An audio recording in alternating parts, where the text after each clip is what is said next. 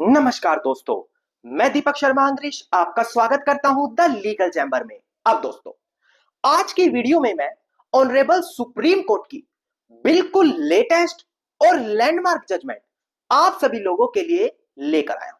जी हां दोस्तों, आज की वीडियो में हम बात करने वाले हैं हिंदू उत्तराधिकार अधिनियम यानी कि हिंदू सक्सेशन एक्ट के अंदर जो अधिकार महिलाओं को संपत्ति के लिए दिया गया है। सुप्रीम कोर्ट ने साफ मना कर दिया है कि ऐसा अधिकार हिंदू उत्तराधिकार अधिनियम में अब से महिलाओं को नहीं दिया जाएगा। किसके अंदर? एक संपत्ति के अंदर। पर कंडीशन क्या है? सुप्रीम कोर्ट के सामने आखिरकार फैक्ट्स क्या है? पूरा केस स्टेटस क्या था? किस प्रावधान में बोला गया है? सुप्रीम कोर्ट का केस टाइटल क्या है? ये सारी चीज मैं वीडियो में आगे डिटेल में एक एक चीजें आपको समझाने वाला हूं। पर यकीन माने कि जो अधिकार महिलाओं को हिंदू सक्सेशन एक्ट में प्रॉपर्टी पर एब्सोल्यूट राइट देता था, अब वो अधिकार महिलाओं का खत्म कर दिया गया है।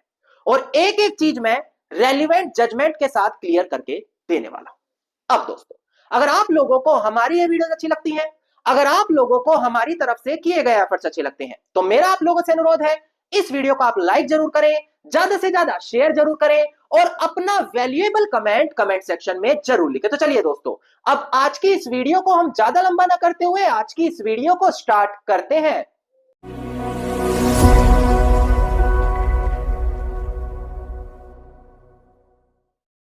अब दोस्तों, सबसे पहले आपको जानना होगा हिंदू सक्सेशन एक्ट यानी कि हिंदू उत्तराधिकार अधिनियम के सेक्शन 14 के बारे में। यह जो सेक्शन है महिलाओं को काफी ज्यादा पावर दे देता था। क्या होता है दोस्तों, अगर किसी महिला को कोई संपत्ति लिमिटेड पावर के लिए दी गई है, जैसे कि महिला को संपत्ति का मालिकाना हक नहीं दिया गया, सिर्फ मेंटेनेंस के लिए, खर्चे के लिए संपत्ति दे दी कि जब तक आप जीवित हो इस संपत्ति से अपना खर्चा पानी निकाल सकते हो, किराए पर देकर, लीज पर देकर, पर आप संपत्ति का मालिकाना हक नहीं रख सकते।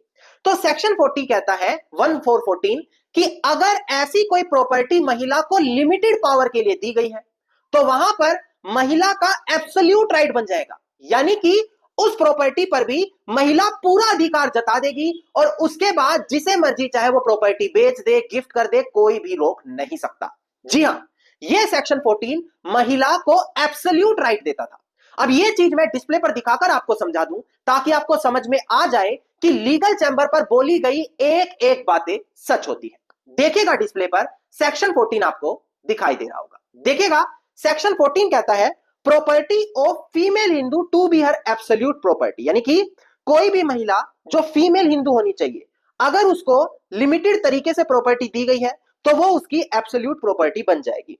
पहला इसका सब क्लॉज देखिए, any property possessed by female Hindu, यानी कि कोई भी हिंदू महिला अगर किसी प्रॉपर्टी के पोजेशन में है, कब्जे में है, चाहे वो उसने हिंदू उत्तराधिकार अधिनियम के आने के बाद कब्जे में ली हो या उससे पहले ली हो, यानी कि साल 1956 से पहले से कब्जे में है या उसके बाद है, तो ऐसे केस में वो महिला उसकी पूरी ओनर मानी जाएगी, उस पर प्रॉपर्टी पर उस महिला का पूरा अधिकार आ जाएगा, वो उसकी लिमिटेड ओनर नहीं मानी जाएगी। नाउ यहां से आपको पता लग गया कि सिर्फ महिला ने प्रॉपर्टी पर पोजेशन किया और उसका उस प्रॉपर्टी पर पूरा अधिकार आ गया। अब इसी का सब क्लोज 2 देखिए, काफी इंपॉर्टेंट है क्योंकि यह कंसेप्ट को और इजीली क्लियर करता है। देखिएगा डिस्प्ले पर सब क्लोज 2 कहता है कि जो भी कुछ अभी मैंने आपको बताया, जो सब सेक्शन 1 में आपने पढ़ा, वो सिर्फ उसी प्रॉपर्टी पर एप्लीकेबल होगा जो वहां पर मेंटेनेंस वगैरह के थ्रू दिया गया है। अगर कोई प्रॉपर्टी गिफ्ट के तौर पर मिली है, विल के तौर पर मिली है, किसी दूसरे दस्तावेज के तौर पर मिली है, कोर्ट के किसी ऑर्डर या डिक्री के तौर पर मिली है, तो ऐसे केस में क्या होगा, वहां पर महिला को अधिकार नहीं होगा। देखिएगा सब क्लोज 2 ये बात साफ साफ कहता है। तो यहां से आपने सेक्शन 14 में ये जाना कि अगर महिला ने किसी प्रॉपर्टी पर पोजेशन करके रखा है और उस प्रॉपर्टी पर महिला का लिमिटेड राइट है, तो अब इस कानून के आने के बाद महिला उसकी पूरी तरीके से अधिकारी हो जाएगी। पर कोर्ट के फैसले के थ्रू मिली प्रॉपर्टी, गिफ्ट से मिली property, will say milli property या कोई अन्य दस्तावेज से प्रॉपर्टी अगर मिली है जहां पर महिला को लिमिटेड पावर दी है, तो वहां पर यह कानून लागू नहीं होता। सेक्शन 14 ये सिंपल सी बात कर रहा है। अब यहां से आपको समझ में आ गया कि हिंदू उत्तराधिकार अधिनियम का कानून आखिरकार क्या कह रहा है। नाउ कुछ सुप्रीम कोर्ट की बड़ी जजमेंट यहां पर आप लोगों को जाननी अनिवार्य है, क्योंकि इसी के बाद आपको पता लगेगा कि पूरा कंसेप्ट आखिरकार है क्या। एक बार डिस्प्ले पर ध्यान दें, मैं केस टाइटल सबसे पहले डिस्प्ले पर आपको दिखाकर क्लियर कर दूं।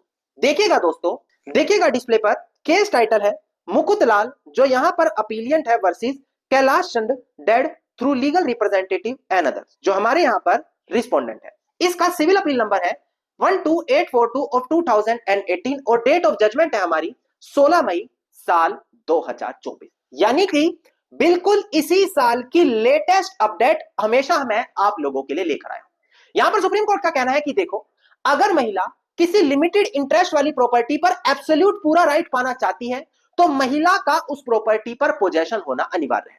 डिस्प्ले पर ध्यान दीजिएगा, सुप्रीम कोर्ट ने कहा कि देखो, अगर एक फीमेल हिंदू है, वो किसी भी अनडिवाइडेड प्रॉपर्टी पर एब्सोल्यूट राइट पाना चाहती है, एचयूएफ प्रॉपर्टी पर, कैसे? सेक्शन 14 इस्तेमाल करते हुए, तो उसको उस प्रॉपर्टी पर अपना पोजेशन दिखाना अनिवार्य हो जाएगा। Honourable justice B R Gavai and honourable justice Sandeep Mehta की बेंच की तरफ से यह फैसला दिया गया, यानी कि साफ बोला गया कि बिना कब्जे के सेक्शन 14 इस्तेमाल नहीं हो सकता। नाउ अब हम बात करते हैं बिल्कुल लेटेस्ट साल 2024 की जजमेंट के बारे में, जहां पर यह राइट मना कर दिया गया, पर कंडीशन बताई गई क्या होती है। देखिएगा डिस्प्ले पर ऑनरेबल सुप्रीम कोर्ट की जो बिल्कुल लेटेस्ट जजमेंट है वो आखिरकार कहती क्या है। देखिएगा, ऑनरेबल सुप्रीम कोर्ट का जो केस टाइटल है जजमेंट का, कलाकुरी पटाभीर स्वामी, जो यहां पर अपीलियंट है, वर्सेस कलाकुरी कामराजू एंड अदर, जो हमारे यहां पर रिस्पोंडेंट है। इनका सिविल अपील नंबर है 5389 ऑफ 2012 और डेट ऑफ जजमेंट है हमारी 21 नवंबर साल 2024, यानी कि द लीगल चैंबर हमेशा आप लोगों के लिए लेटेस्ट जजमेंट लाता है। तो छोटा सा अनुरोध है, वीडियो को आप तुरंत लाइक करें, कमेंट करें कि आपको हमारी तरफ से दी गई जानकारी कैसी लगती है।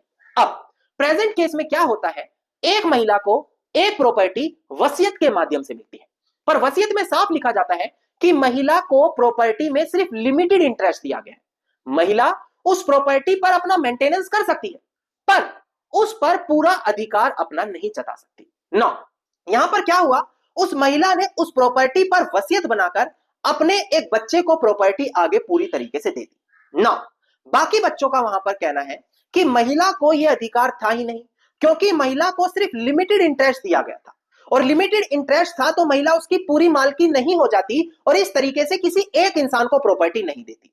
और उन्होंने ऐसा कहकर पार्टीशन का दावा डाल दिया ताकि सभी लोगों को बराबर का हिस्सा मिल जाए। जबकि विपक्षी पार्टी का कहना है कि सेक्शन 14 का इस्तेमाल करते हुए महिला एब्सोल्यूट पावर रखती है और पूरा अधिकार उस प्रॉपर्टी पर पा सकती है और किसी को भी प्रॉपर्टी दे सकती है। ना, यह मैटर आगे अपील होता हुआ ऑनरेबल सुप्रीम कोर्ट के सामने पहुंचा है। अब एक बार डिस्प्ले पर ध्यान दीजिएगा कि ऑनरेबल सुप्रीम कोर्ट ने यहां पर कहा क्या। देखिएगा दोस्तों, डिस्प्ले पर ऑनरेबल सुप्रीम कोर्ट ने यही हेल्ड किया कि अगर एक हिंदू वुमेन है और उसको रिस्ट्रिक्टेड एस्टेट दिया गया है प्रॉपर्टी पर, तो वो पूरी एब्सोल्यूट प्रॉपर्टी पर अपना राइट नहीं जता सकती, क्योंकि वो सेक्शन 42 कहता है कि अगर कोई प्रॉपर्टी विल से मिली है तो वहां पर सेक्शन 14 अप्लाई नहीं होगा।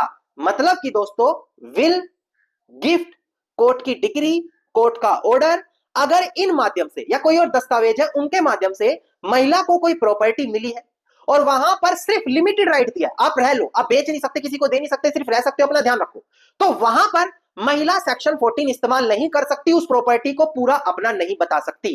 क्योंकि आजकल महिलाएं ज्यादातर इस कानून का गलत इस्तेमाल कर रही थी, जो सुप्रीम कोर्ट ने यहां पर साफ तरीके से प्रोविजन को इंप्लीमेंट करते हुए रोक लगा दिया है। ना, उम्मीद करता हूं आप लोगों के लिए जो जजमेंट है काफी ज्यादा लाभदायक साबित होगी और यहां पर आपको पता लग गया कि सेक्शन 14 कहता क्या है, और इसी के संदर्भ में दो सुप्रीम कोर्ट की 2024 की लेटेस्ट जजमेंट मैंने आपको क्लियर करी। नाउ उम्मीद करता हूं वीडियो में मिली जानकारी आप लोगों के लिए बेहद ज्यादा लाभदायक साबित होगी। अगर वीडियो में मिली जानकारी आप लोगों को अच्छी लगी तो वीडियो को आप लाइक, शेयर और कमेंट जरूर कीजिएगा। वीडियो से जुड़ा अगर आपका कोई क्वेश्चन है तो मुझे आप कमेंट सेक्शन में लिख सकते हैं। इसके अलावा अगर आप लोग रोजाना इसी प्रकार की हर महत्वपूर्ण जानकारी पाना चाहते हैं तो चैनल को तुरंत सब्सक्राइब करके नोटिफिकेशन बेल आइकन आप जरूर दबा दें।